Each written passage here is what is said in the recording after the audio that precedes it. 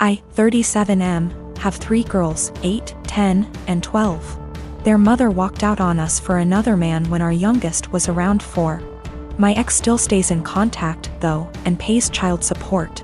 A few weeks ago while doing laundry, I saw red spots on my oldest's underwear. I asked her if she knew about it, and she cried and told me she tried to call her mom, but my ex didn't call back.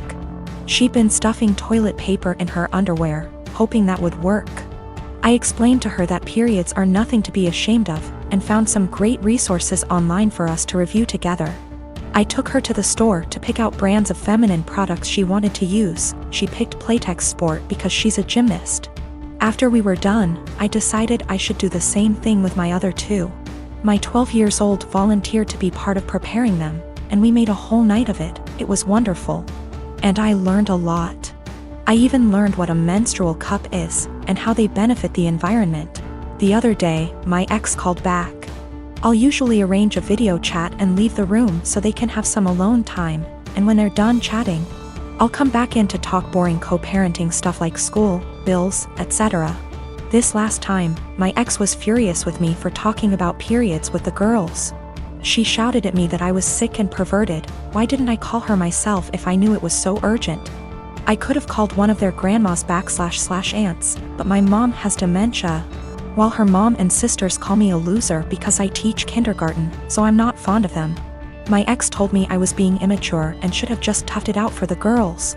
This really pissed me off, so I shouted back that maybe if she wasn't such a deadbeat and answered her goddamned phone once in a while, she could have handled this. I brought up everything she does that hurts them. She hasn't been to a single soccer game, piano recital, or gymnastics meet in 2 years. Every other weekend when they come home from her house, they go straight to their rooms, only to emerge hours later asking me why she loves her new husband more than them, and what did they do to make her leave. My ex responded by saying I should tell them it's not their fault I couldn't satisfy her, and I screamed. And she just smirked and pointed behind me, saying, "Look what you did," when I turned around. My 8 years old and 10 years old were standing in the doorway crying. It broke my heart. I never shout, so I know I scared them. My 12 years old stormed in and started screaming at her mom, and while I appreciate her sticking up for me, this is not a battle I want her fighting. My ex hung up before I could fully de-escalate the situation. And let's just say the girls have been given free reign of the ice cream and limitless hours of video games, because I feel so bad. I even watched all the Twilight movies with them, so don't say I don't love them. My husband had a serious injury weeks ago. He's bedridden and his family come to see him every day. Mother-in-law keeps drilling what I need to do to make my husband comfortable but does nothing to help. Just visits every day and sits around expecting to be fed and entertained. Sometimes Bill, his wife and kids join them and turn the house into a mess. Yesterday Emil, her husband and son came again. They checked on my husband then went to sit in the living room for hours. I served them coffee and croissant. Hours later my husband threw up again, second time. I had to take care of changing his clothes and cleaning the sheets to avoid infections. I was exhausted. I came downstairs and mother-in-law looked at me and asked, "Hey, where's our dinner?" I was shocked that after seeing me go up and downstairs many times and cleaning and bringing new sheets and running the washing machine that she'd expect me to prepare dinner. I'd already eaten a sandwich at 6 and yogurt. I have problems with my stomach and stress and pregnancy made it worse. I'm 4 months in. I pointed at the kitchen and told her to help herself out. She gave me a look then said she didn't expect me to ask her to cook dinner at my house. I said I didn't expect her to ask me to cook dinner while I'm taking care of her son. She started arguing about the way I spoke about my husband saying as his partner. This is the least I could do and called me unhinged for throwing in her face that I'm helping my husband. She got her husband involved asking what his thoughts were on me making guests go hungry and forcing them to cook themselves, when this supposed to be my duty as a host homeowner. Father-in-law said they could order food and call it a day and yelled at my younger brother-in-law to stop playing on his phone and order food, but mother-in-law got mad and lashed out criticizing me saying I wasn't up to the challenge of taking care of my home and my guests like an adult. I lost it on her and told them to leave since she kept yelling disrupting my husband's sleep. She left after saying she felt sorry for her son and grandbaby with an aggressive wife and a mother like me. She told everyone, and my older brother-in-law said he understood I'd a lot on my plate, but lectured me about how I should have respect for his mom who was a guest, repeatedly saying if that was his wife she wouldn't have acted this way, and that I shouldn't use taking care of my husband against them. He asked me to apologize, but I didn't. My girlfriend and I have been together for about a year. Most everything is great except one thing. If I tell her I'm sick / not feeling well / hurt, she refuses to believe me. If I have a cold, she tells me I'm faking it until it goes away and then says, "See, you are fine." I'm rarely sick, so it's never been a major issue.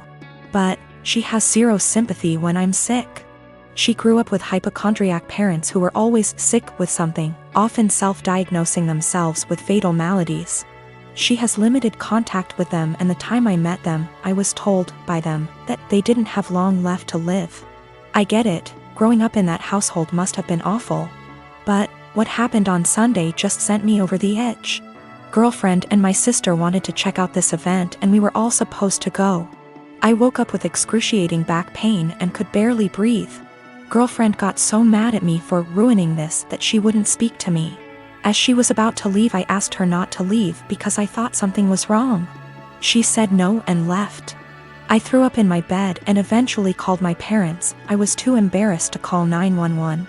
And my mother and brother hauled me to the hospital.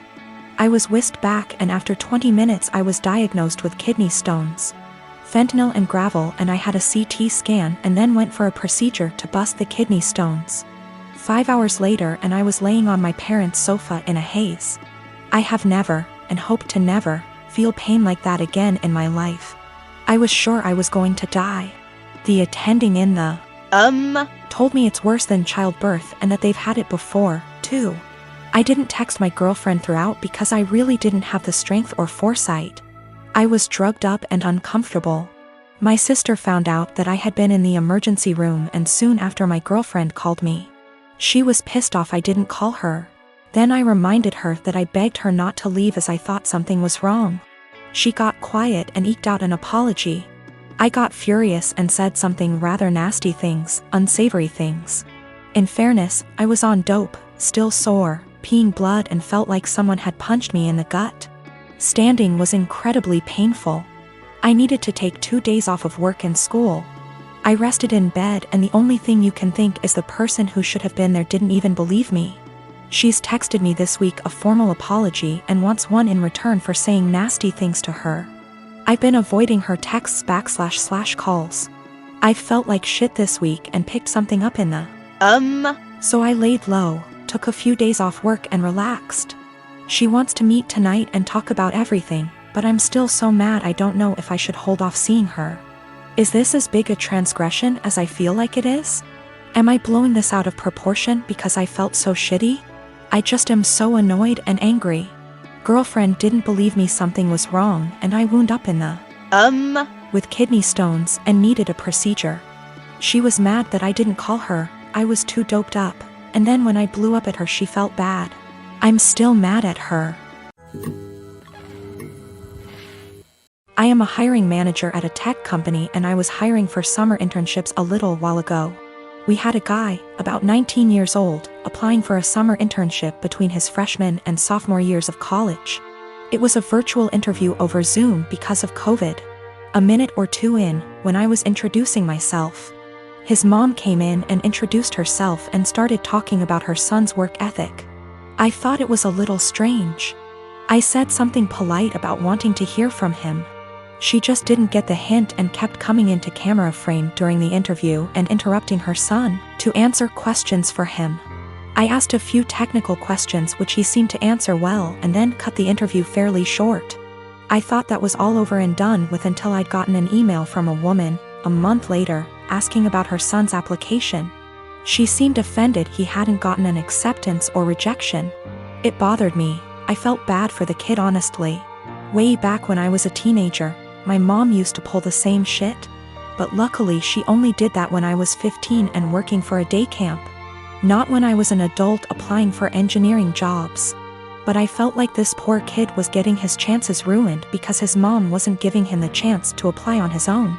I sent an email back saying I was not at liberty to send information about an application to anybody but the applicant. I also asked HR to send an email to the kid saying sorry, but we were not making him an offer. It is something we usually do, but his rejection email must have slipped through the cracks with all the COVID craziness. Anyway, after we sent that, I got a phone call from his mom. She had a forwarded copy of the email, and she was demanding answers. I said that I could not comment on the guy's performance in the interview to her as she was not the applicant. If he wanted to reach out to me, I was happy to give him some feedback. However, I could say that regardless of his performance, her presence in the interview took him out of consideration for the position. We were looking for an independent and self-driven person for the position, and for that reason, it is important to see an applicant speak for themselves, follow up themselves, etc.